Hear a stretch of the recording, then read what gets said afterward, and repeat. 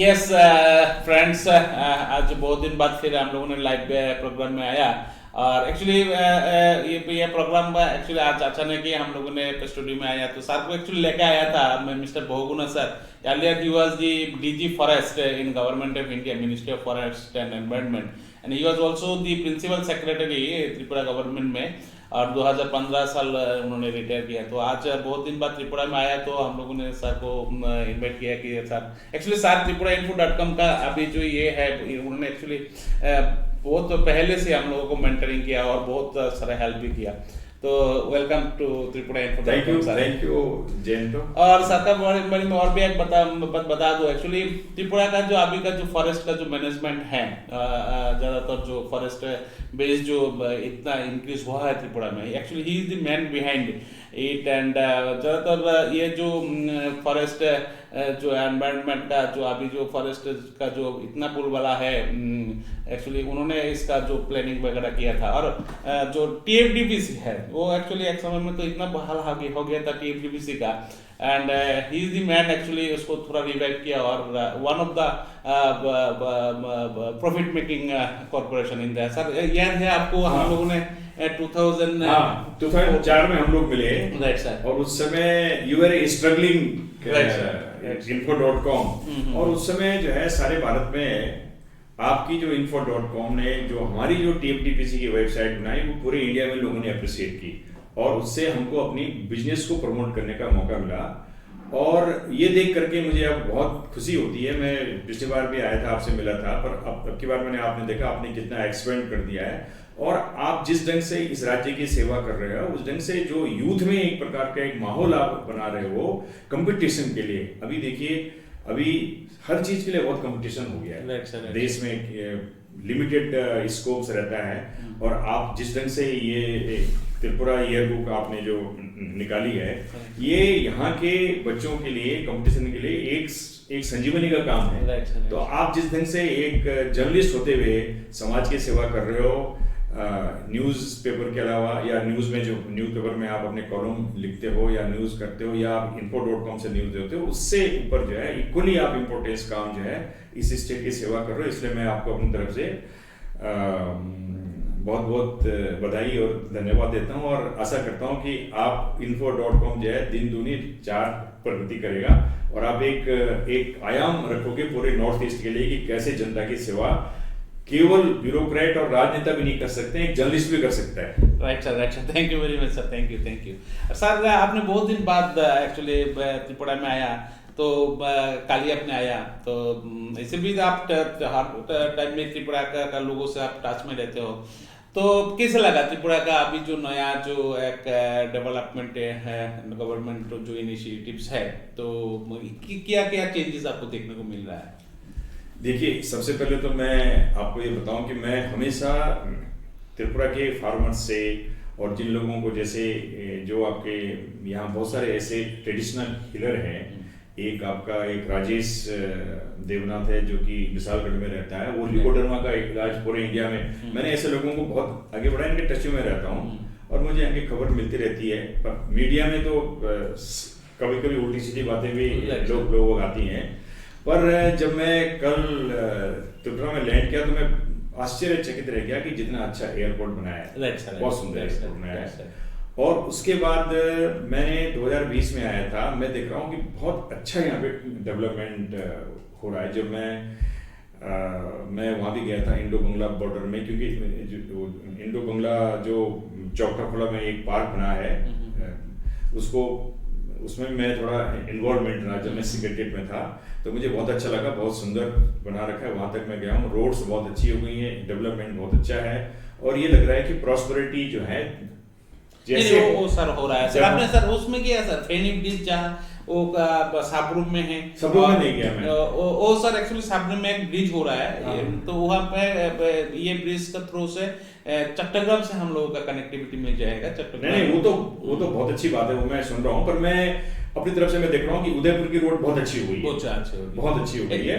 और एक प्रकार का मैं देख रहा हूँ कि रंगीन माहौल सा एक मैं देख रहा है, जो मैं अभी देख रहा हूँ कि डेवलपमेंट तो त्रिपुरा में बहुत अच्छा हो रहा है। ठीक है। राइट। उसके लिए पहले की गवर्नमेंट ने भी कुछ किया होगा और अब की गवर्नमेंट भी जो है कर रही है। बाकी प्रेस में तो कभी कभी उल्टे सीधे बातें लोग छापते रहते हैं, पर मैंने ये देखा है। फिर मैंने कल जो है, क्योंकि मैं एक अभी कॉलमनिस्ट हूँ, जैसे मैंने आपको अभी एक किताब प्रेजेंट की है, और एक किताब मैंने निकाली जिसमें मैंने भारत सरकार की कि कैसे एक सिटीजन का कोई विजन होना चाहिए, लगभग 30-35 टॉपिक पे मैंने लिखे हैं। तो मैं ये सोच रहा था कि मेरी ये इच्छा थी कि अच्छा काम हो रहा है त्रिपुरा में, उसको थोड़ा सा कैसे आगे बढ़ाया जाए। मैंने तो त्रिपुरा में केवल एक ही आर्टिकल 2017 के इलेक्शन पे लिखा था। अब की बार मैं ये सोच रहा था कि त्रिपुरा में जो है, देखिए इंडिया में फार्मर्स की इनकम को बढ़ाने का एक अच्छा तरीका है, जिस राज्य में नैसर्गिक सुंदरता है, जिस राज्य में नेचुरल ब्यूटी है, जैसे त्रिपुरा बहुत सुंदर स्टेट है, तो इसको कैसे हम इसको बिजनेस मॉडल बनाएं, तो ताकि जो है गांव वालों को जॉब मिले। तो इको टूरिज्म का एक बहुत बड़ा स्कोप है और मैं इको टूरिज्म का बहुत बड़ा समर्थक हूँ। मैंने कई आर्टिकल लिखे, तो मैं ये सोच रहा था, मैंने टीसीसी को लेटर लिखा कि मेरे पास अभी टाइम है, तो मैं ये चाह रहा था कि इको टूरिज्म के बेसिस पे मैं जरा एक यहाँ पे एक आर्टिकल लिखूं कि कैसे इसको प्रमोट किया जाए, क्योंकि मेरे फेसबुक में भी बहुत सारे मेरे फॉलोअर सर आपने यहाँ पे तो जब था प्रिंसिपल सेक्रेटरी एग्रीकल्चर भी आपका हाथ में ही था, और आपने बहुत अच्छा काम बहुत रिलेटेड इश्यूज में किया है। हमने एक फार्मर का पोर्टल से बनवाया। हाँ राइट सर, क्या फार्मर अभी चल रहा है, लेकिन government is taking care of it by their own people. अच्छा, बट सर ये जो 3 फार्म बिल्स है जिसको लेके लास्ट 1.5-2 years इतना हल्ला हुआ है, आपने देखा पढ़ा सर ये फार्म बिल एक्चुअली क्या है? मैंने फार्म बिल के विषय में कंटिन्यूअसली आर्टिकल लिखे हैं। राइट सर, मैंने देखा पायोनियर में बहुत, पायोनियर में लिखा, मिलेनियम में लिखा। अच्छा, आप ये देखिए कि फार्मर्स के जो सेंट्रल गवर्नमेंट ने जो 3 एक्ट निकाले हैं, मैं मिनिस्ट्री ऑफ एग्रीकल्चर में भी मैं एडिशनल सेक्रेटरी के ग्रेड में वहां था, फिर हम प्लानिंग कमीशन में गए। हर एक कमेटी ने यही कहा था कि मंडी समिति जो है किसानों को चूसती है, इसकी मोनोपोली खत्म करो, उसमें वही था। दूसरा जो एसेंशियल कमोडिटी एक्ट है, इसको पहले क्या है, फार्मर को बांध दिया गया था, आप कहीं नहीं बेच सकते हो, आप जो है स्टोर नहीं कर सकते हो, उन्होंने तो इसको लिबरलाइज किया है। तीसरा जिसपे लोगों ने हो हल्ला किया है वो ये था कि भाई जब कॉन्ट्रैक्ट फार्मिंग होगी तो लोगों ने जो है, जो वेस्टेड इंटरेस्ट बहुत सारे हैं, तो मेरे ख्याल से क्या है कि सेंट्रल गवर्नमेंट जो है थोड़ा सा, जो मिनिस्ट्री जो एग्रीकल्चर है वो थोड़ा धीमे चलती और उसको थोड़ा सा फार्मर को अगर कन्विंस करती, तो ये तीनों के तीनों एक्ट जो है फार्मर्स के फेवर में थे, जो प्राइम मिनिस्टर मोदी जी ने लाए थे, इसमें कोई शक की बात नहीं है। और मैंने तो अपने आर्टिकल में ये लिखा था कि थोड़ा सा इनमें बातचीत करके लोगों को समझाया जाए, क्योंकि बाद में क्या हुआ, इसमें एंटी नेशनल फोर्सेस आ गए। आपने देखा है, वो तो बिल्कुल एंटी नेशनल फोर्सेस आ गए थे। दूसरा क्या है कि पंजाब में एक बहुत बड़ी लॉबी है जो आड़तीज हैं, और उसके अलावा क्या है, वहाँ 8-9 हजार करोड़ रुपए मंडी समिति का था, तो वहां से वो शुरू हुआ है। तो त्रिपुरा जैसे छोटा स्टेट का जो एक फार्मर्स है, यहाँ के फार्मर्स भी छोटा, इनका लैंड होल्डिंग भी बहुत छोटा है।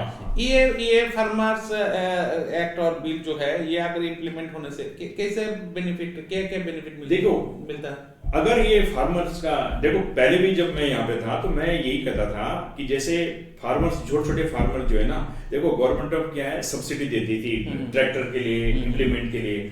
आप जो उसमें क्या है, कोऑपरेटिव फार्मिंग का स्कोप है। अच्छा। उसमें क्या है कि अगर फार्मर अपने सेल्फ हेल्प ग्रुप बना लें और उसमें जो है एक कोऑपरेटिव फार्मिंग करें पूरी एक जगह में, माना आपने 50 हेक्टर के सारे फार्मर मिल जाए, और उसमें फिर कोई बाहर वाला आकर के इन्वेस्टमेंट करे, इनपुट्स दे, पूरे गवर्नमेंट ने पूरा उसका अच्छा खासा बंदोबस्त था। ये तो अनफॉर्चुनेट है कि वो एक पॉलिटिकल इशू बन गया, और पॉलिटिकल इशू बनने से जो है अच्छी जो गवर्नमेंट की जो व्यू था उसको जो है गवर्नमेंट जो है आगे नहीं ले जा सकी।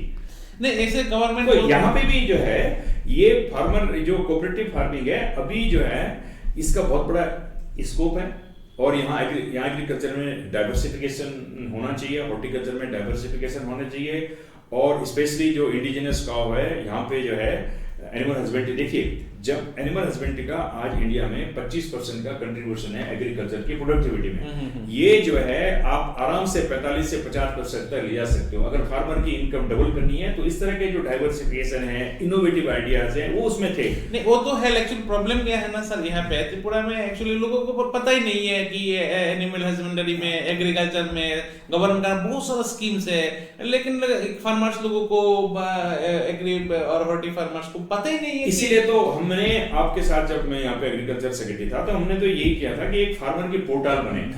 और जैसे कि आपका आईटीसी ने ई चौपाल बनाया था, शाम को आप बैठ करके फार्मर से आप बात कीजिए, उनकी बात करो। ये आपकी बात सही है कि आज की डेट में एग्रीकल्चर डिपार्टमेंट को फार्मर के पास जाना पड़ेगा, ठीक है। और फार्मर जो है इंडिया का रियली बड़ी प्रॉब्लम में होता है, क्योंकि वो तो अन्नदाता है। उनकी ये प्रॉब्लम क्या होती है, देखो, अगर आप फार्मर को सही समय में उसकी इनपुट दे दो, खाद दे दो, उसको जो है पेस्टिसाइड उसको जो दो, बीज दे दो, सबसे बड़ी चीज है उसको अच्छा बीज देना, समय पे दे दोगे तो वो खुश है। आप जो है उसको समय पे नहीं अगर उसको देते हो तो उसकी प्रॉब्लम है। तो बेसिकली एग्रीकल्चर में ये 3 एक्ट तो बहुत अच्छे थे, पर मैं समझता हूँ कि धीरे धीरे जो है और भी सर, और भी एक ये है मेरे मन में है कि गवर्नमेंट को एमएसपी क्या बोलता है बार बार में कि मिनिमम सपोर्ट प्राइस होना चाहिए। तब त्रिपुरा प्रॉस्पेरिटी में मेरे को देखने को मिला है कि एक ही चीज है, त्रिपुरा गवर्नमेंट अर्ली जो पेडी है वो एमएसपी से, एग्रीकल्चर पीपल से लेते हैं, फार्मर से। बाकी एक भी चीज त्रिपुरा में एमएसपी का कोई तय नहीं हुआ है और कोई एमएसपी का थ्रू से गवर्नमेंट खरीदता भी नहीं है। तो ये देखिए, कैसे विश्वास, ये तो गवर्नमेंट को करना चाहिए। देखिए, मैं आपको बता रहा हूं, जब गवर्नमेंट ऑफ इंडिया में 2014 के बाद, 2014 से पहले गिने चुने राइस और व्हीट में ही एमएसपी हुआ करती थी, एक दो मेरे ख्याल से 20 चीज में थी। आज देश में 24 आइटम पे, क्रॉप्स पे एमएसपी है। इसमें आपकी दालों पे है, तेल पे है, कपास पे, बहुत सारी चीजों पे। तो गवर्नमेंट ने ये क्या है, फिर क्या है, इन्होंने ई मार्केटिंग, ई मंडियां में इन्होंने बनाई है। तो जहां तक बात है त्रिपुरा की, त्रिपुरा में एग्रीकल्चर के इंफ्रास्ट्रक्चर को सरकार को बढ़ाना पड़ेगा। और जैसे गवर्नमेंट ऑफ इंडिया ने जो है फार्मर के लिए जो है एमएसपी तय की है, ऐसे ही यहाँ भी इनको करनी चाहिए। जैसे पाइनएप्पल है, पाइनएप्पल में करनी चाहिए। बहुत यहाँ की जो दालें अगर हो रही हैं और बहुत सारी चीजें जैसे गवर्नमेंट ऑफ इंडिया की पॉलिसी है वो यहाँ की स्टेट गवर्नमेंट को भी करनी चाहिए। अच्छा, दूसरा है सर, यहाँ पे अनएम्प्लॉयमेंट प्रॉब्लम बहुत हो गया है। एग्रीकल्चर एक सेक्टर है, तो हमारे चीफ मिनिस्टर की भी बोलते हैं कि यहाँ पे सेल्फ रिलायंट त्रिपुरा होना चाहिए और आत्मनिर्भर त्रिपुरा होना चाहिए। बहुत सारा स्कीम भी हैं, लेकिन कैसे, मतलब एक्चुअली यहाँ पे एक अभी ये हो गया कि गवर्नमेंट तो बोलता तो है वोकल फॉर लोकल, ऐसे बहुत सारा स्लोगन है, लेकिन ये जमीनी ये तक नहीं जाता है। तो देखिए, इसके लिए क्या है, इसके लिए देखिए सबसे बड़ी बात यह है कि सरकार में कोई भी आपको काम करना है तो प्लानिंग प्रोसेस आपकी सही होनी चाहिए। देखिए, रिसोर्स मैनेजमेंट, आपके पास संसाधन है, उनका आप कैसे मैनेज करोगे। और ये प्रॉब्लम तो पूरे देश में आजकल हो रही है। आपको मैं बता रहा हूं, मैंने जैसे एक चीज मैं हमेशा से एक अपने लेखों में ये लिखता रहता हूं, जब भी कोई आप प्लानिंग करो, सबसे पहले से माना आपने खोई में प्लानिंग करनी है, खोई का राइस पहले बहुत अच्छा था, तो उसको कैसे बढ़ाया जाए क्योंकि उसकी डिमांड है। आपको सबसे पहले तो ये करना चाहिए कि हमारे खोवाई के ब्लॉक में या तेलियामरा ब्लॉक में या अमरपुर ब्लॉक में हमारे संसाधन कितने, फॉरेस्ट के कितने संसाधन हैं और जमीन कितनी है, उस जमीन की क्या है। फिर सॉइल में क्या होता है, जमीन की मिट्टी की कैपेबिलिटी क्लासिफिकेशन होना चाहिए। फिर हर सॉइल की टेस्टिंग होनी चाहिए। जैसे गुजरात में जो है, जब मोदी जी चीफ मिनिस्टर थे, उन्होंने बहुत अच्छा काम किया वहां पे, और वहां पे हर एक फार्मर को सॉइल कार्ड मिला है, और उस सॉइल कार्ड के कारण ही वो फिर उसी तरह से वहां पे सॉइल कार्ड त्रिपुरा में भी हो रहा है। जब ये सॉइल का होगा, संसाधनों की जब जो है पूरी उसकी आप डिटेल रखोगे, उसके बाद जो है किस चीज में किस चीज का उपयोग होना चाहिए, किस चीज में क्या करना चाहिए, वो होगा। लेकिन मैं आपसे ये कह रहा हूं कि कोई भी राष्ट्र जो है और कोई भी देश जो है केवल एग्रीकल्चर के बेसिस पे लाइवलीहुड नहीं कर पाएगा। आपको डाइवर्सिफाई करना पड़ेगा और कन्वर्जेंस करनी पड़ेगी। जैसे कि मैं आपको बता रहा हूं, मैं आपको ये बताना चाह रहा था कि मैं क्यों यहाँ पे आया हूँ इको टूरिज्म के विषय में कुछ एक लिखने के लिए। मैंने कल जायका में जो सेकंड वाली जो प्रोजेक्ट है उसमें मैं जब यहाँ प्रिंसिपल सेक्रेटरी था, मैंने उसको इनिशिएट और प्रपोज किया था। तो मैंने यही कहा है कि आप बहुत अच्छा काम कर रहे हैं लोग, there is no doubt about that. और इनको सरकार से भी, चाहे मुख्यमंत्री हो, चाहे मिनिस्टर हो, चाहे चीफ सेक्रेटरी हो, इनको बहुत अच्छा सपोर्ट मिल रहा है। और ये जो पीसीसीएफ है, he DK Sharma, he is giving excellent leadership. इन्होंने जो 5-5 साल के जो लोगों के काम रुके हुए हैं वो हो रहे हैं। पहले तो आप ये गवर्नमेंट को गाली देते सब वहां भेजते नहीं होता है, पर ये यहाँ पे अभी ये काम हो रहा है। तो मैं कल यही कर रहा था कि आप इतना अच्छा काम कर रहे हो, लेकिन आप अकेले मत करो। जैसे आपको माना 1000 करोड़ रुपए का आपको लोन मिला है, उसमें से 25% जो है आपका एडमिनिस्ट्रेशन में चला गया, तो 700 कुछ हुआ। तो आप उस 700 को 7000 तक बना सकते हो। क्यों?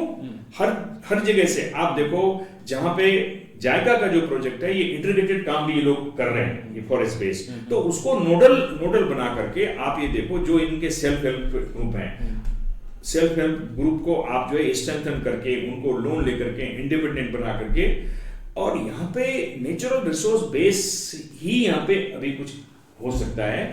धीरे धीरे जब इंडस्ट्री आएगी, मैन्युफैक्चरिंग सेक्टर आएगा, जैसे अभी कल मेरे को एक एडिशनल पीसीएफ मिस्टर अग्रवाल बता रहे थे कि साहब हम जो है यहाँ पे अगर की बड़ी इकोनॉमी करना चाहते हैं, अगर पॉलिसी भी बनाएगा वो बहुत अच्छा है। अगर हो जाए, रबर का तो देखिए यहाँ हो ही गया है काफी, और आपका बेम्बू है, तो ये सब रिसोर्सेज हैं, प्लस एग्रीकल्चर में हो गया, प्लस एनिमल हस्बेंड्री हो गया। एक अच्छी प्लानिंग यहाँ पे अगर वो इंटर डिपार्टमेंटल कोऑर्डिनेशन के साथ, ये प्लानिंग जो इनका डिपार्टमेंट है उसको करना चाहिए। प्लानिंग एंड मोटिवेशन का बहुत अभाव है, मोटिवेशन लग रहा है, क्योंकि गांव में तो बहुत सारा जो गवर्नमेंट का स्कीम है वो पता नहीं है, एक्सटेंशन नहीं है। ये भी एक है कि क्योंकि नॉलेज भी नहीं है, ये एक प्रॉब्लम हो गया। लोग एक्चुअली गवर्नमेंट जो पॉलिसी, जो रेगुलेशंस वगैरह बनाते हैं, ये ग्राउंड लेवल पे जाना चाहिए। People should know about the government policies and इसीलिए तो मैं इसलिए कहता हूं रिसोर्स मैनेजमेंट का जो कॉन्सेप्ट है वो भारतवर्ष में लोग बात समझते नहीं है। वो हमारे यहाँ क्या टॉप डाउन अप्रोच है। अच्छा, अगर चीफ मिनिस्टर को या प्राइम मिनिस्टर को कोई एक आइडिया आ गया, उसने उसको इंप्लीमेंट करवा दिया, बाकी तो एक सिस्टम है ना, वो सिस्टम अगर ढंग से काम करेगा, नीचे से ऊपर तक जो है आप बहुत ढंग से प्लानिंग करोगे। प्लानिंग में सबसे पहले ये होता है कि जो आपको मैनेजमेंट करना है, एडमिनिस्ट्रेशन करना है, वो क्या रिसोर्स आपके पास है ना, तो उसकी लगेंगे। वो यहाँ पे भी मेरे ख्याल से कॉम्प्रिहेंसिव तरीके से हर जगह का रिसोर्स मैनेजमेंट ढंग से करना पड़ेगा, रिसोर्सेज को करना पड़ेगा। और यही मैंने जायका वालों को बोला कि आप तो इतना अच्छा काम कर रहे हो, लेकिन इसको स्केल अप करो आप। और मैंने उनसे ये कहा है कि मैं अभी आर्टिकल जो लिख रहा हूं, मेरे को आप ये बताओ कि इंडो जर्मन प्रोजेक्ट और जायका प्रोजेक्ट में कितनी फार्मर्स की कितनी इनकम बढ़ी है। That is an indication. अगर जब वो लोगों को आप बताओगे कि इतनी बढ़ी है, तो फिर तीसरा भी आएगा, फिर चौथा भी आएगा। फिर पैसे की कमी नहीं है इस देश में, पैसे की कमी नहीं है इस देश में। कैसे किसी चीज को मोटिवेशन किया है, जो आप कह रहे हो, तो यहाँ हो सकता है। अच्छा, other than this agriculture, horticulture और फिशरी, आत्मनिर्भर त्रिपुरा बनाने के लिए जो हम लोग का चीफ मिनिस्टर और ये जो नया मिनिस्ट्री है वो ये लोग चाहते हैं। एक्चुअली गवर्नमेंट में नौकरी कहा है, 1-2 नौकरी का पोस्ट निकलता है तो 1000 लोगों को अप्लाई कर देते हैं। तो आत्मनिर्भर त्रिपुरा बनाने के लिए other than horticulture, agriculture, fishery, ये सब चीज छोड़ के और क्या त्रिपुरा में हो सकता है? अब तो बहुत दिन त्रिपुरा में था, आपको सब कुछ पता। देखिए, जो मैं आपको बार बार ये कर रहा हूँ, यहाँ तो इको टूरिज्म का एक बहुत बड़ा इको टूरिज्म हो गया, बहुत बड़ा है स्कोप है। देन सर आप रबर की जो यहाँ पर जो है रबर की, मैं बहुत दिनों से कोशिश कर रहा था, रबर की टायर की फैक्ट्री क्यों नहीं लगती। अच्छा, अभी देखो जितने टायर, इवन साइकिल का टायर सारे वहां से आ रहे हैं पंजाब से, क्यों नहीं यहाँ लगती है भाई, कितना वो पड़ेगा। तो एक तो इंडस्ट्रियल बेस जो है हमारे रॉ मटेरियल के बेसिस पे जो है वो बढ़ना चाहिए। अच्छा, ठीक है। दूसरा जो बेम्बू का जो हैंडीक्राफ्ट है, देखिए वर्ल्ड में जो है चाइना बेम्बू हैंडीक्राफ्ट में बहुत छाया हुआ है, बहुत जॉब मिल रहा है। अब आप यहाँ पे क्या है, गवर्नमेंट की पॉलिसी भी अच्छी है यहाँ पे कि वो बेम्बू को प्रमोट कर रहे हैं, टी को कम कर रहे हैं, मिसलिनियस कर रहे हैं। तो जब बेम्बू जब यहाँ प्रमोट होगा तो बेम्बू का हैंडीक्राफ्ट जो है वो वर्ल्ड क्लास का बनना चाहिए। हमारे पास सब कुछ है पर फिनिशिंग नहीं, यहाँ के कारीगर बहुत अच्छे हैं। अभी मैंने देखा कि मातावाड़ी का एक बहुत अच्छा बना हुआ है, और उसका क्या है, उसका प्रिजर्वेशन की टेक्नोलॉजी और उसका ऐसे ढंग से उसको आगे बढ़ाया जाए कि लेटेस्ट जो टेक्नोलॉजी वर्ल्ड में अवेलेबल है बेम्बू डेवलपमेंट में, उसका यूज करो। तो जायका प्रोजेक्ट में ये स्कोप है। एक तो आत्मनिर्भरता के लिए आपको ये करना पड़ेगा। दूसरा जो मैं इको टूरिज्म में इसलिए कह रहा हूँ कि यहाँ पे बहुत अच्छी इको टूरिज्म की कॉन्सेप्ट हो सकता है क्योंकि सुंदर बहुत है।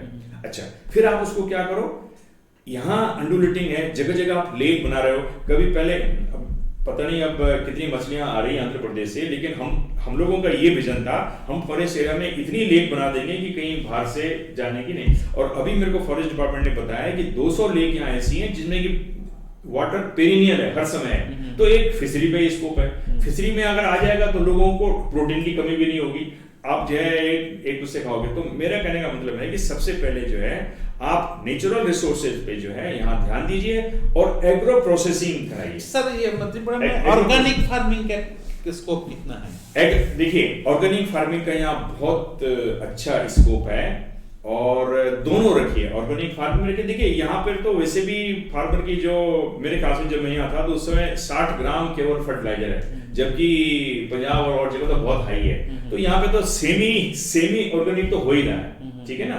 तो ऑर्गेनिक फार्मिंग का है, लेकिन ऑर्गेनिक फार्मिंग की जो है कॉस्ट बहुत होती है, तो वो आप देखिए। लेकिन यहाँ जो एक स्कोप हो सकता है बहुत अच्छा, ऑर्गेनिक फार्मिंग से भी अच्छा मैं कहूँगा, वो है फ्लोरिकल्चर। ओके, आप देखिए अभी जो है फ्लावर के लिए गवर्नमेंट ऑफ इंडिया की भी स्कीम है, हमने भी यहाँ पे चालू किया था।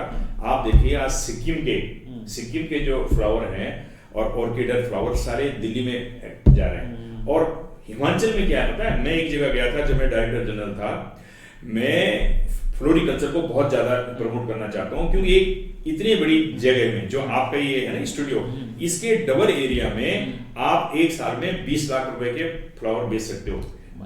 सुनिए, हिमाचल प्रदेश में सोलन के पास ऊपर एक गांव है जहां पर कि मैं गया था, उस गांव में आधे 1 हेक्टर भी नहीं है, 2 बीघा में 1 करोड़ के वो फ्लावर उसने वो बना रखा है, ग्लास हाउस, 1 करोड़ के फ्लावर। फिर ऑफ सीजनल वेजिटेबल का भी रोल हो सकता है उसमें, आप ग्लास हाउस। तो ये इनोवेटिव आपको लानी पड़ेगी टेक्नोलॉजी। और वो जो है डेली वहां ट्रक जाता है, रात को पैक होता है और दिल्ली जो है पहुंचता है फ्लावर का। तो यहाँ पे अगर ऑर्गेनिक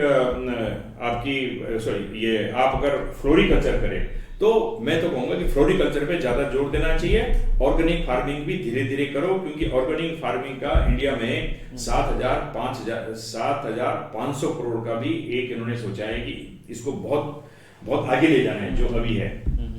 तो ऑर्गेनिक फार्मिंग है जितना हो सकता है, क्योंकि अगर आप यहीं पे उसको बेचना चाहोगे तो लोगों के पावर से, ये बाइंग कैपेसिटी से बाहर हो सकता है। पर मैं तो ये कहूंगा कि यहाँ ऑर्गेनिक फार्मिंग तो सेमी ऑर्गेनिक तो यहाँ ऐसे भी हो ही रहा है, यहाँ बहुत अच्छी है। केवल आपको ये चीज देखनी है कि जो लोग रबर लगा रहे हैं, रबर में जब उसका रबर की प्रोसेसिंग करें तो सल्फ्यूरिक एसिड से ना करें, वो फॉर्मलिन से ही करें क्योंकि वो जो है वाटर रिसोर्सेज को पॉल्यूट करता है। तो ये है मेरे कहने का मतलब। तो सर आपने तो यहाँ का ब्यूरोक्रेसी में टॉप लेवल पे था और बहुत काम आपने किया और अभी भी हो रहा है। तो ये त्रिपुरा के ब्यूरोक्रेसी के बारे में अभी थोड़ा बहुत मतलब मीडिया में थोड़ा चर्चा है कि पहले जैसा नहीं है, ये जो यंग ऑफिसर्स लोग आते हैं इन लोगों का फॉर्मर ब्यूरोक्रेट। हम एक कॉमन में एक अपने एनजीओ भी चलाता हूँ, जन विकास मंच मैंने बना रखा है। मैं अपने लोगों की इश्यूज रेज करता हूँ डाइवर्सिफाइड इशू से, और मैं जनता की कैसे ये अपील करता हूँ कि जनता जो है स्वावलंबी बने। राइट सर, बस थैंक यू। देखो स्वावलंबी बने यार, बहुत अच्छे। देखो त्रिपुरा के लोग कल्चरली बहुत अच्छे हैं और इस बॉर्डर स्टेट में इतने नेशनलिस्ट और किसी बॉर्डर स्टेट में नहीं हो सकते हैं आपके, मैं आपको बता रहा हूँ। तो त्रिपुरा के लोगों में मैं तो देख रहा हूँ भाई, जब मैं 1981 में आया था पोकर फ्रेंडशिप में, कैसा एयरपोर्ट था, आज हम 40-42 साल में कहाँ तक पहुंचे। मैं तो देख रहा हूँ कि त्रिपुरा में बहुत अच्छा डेवलपमेंट हो रहा है, और जहां पे नहीं हो रहा है वो कमियों को दूर किया जाना चाहिए। और जो आप कह रहे हो, और आपके जैसे नवयुवक क्या बैठे हुए हैं, आप तो जो है हर एक के पास जा सकते हो, और प्रेस की वॉइस होती है, तो आप इसको चलाते रहिए। और यहाँ तो वैसे भी डबल इंजन की सरकार है, पैसा खूब आता है, सब कुछ है, वो ठीक होना चाहिए। जहां जहां पे कुछ सुधार है वो हो जाएगा, लेकिन जनता से मेरा अनुरोध है कि स्वावलंबी बने, आपका भविष्य उज्जवल है। Thank you. ठीक है, thank you very much sir for coming. Thank Subscribe to Tripura Info and press the bell icon so that you never miss any latest updates and news on Tripura.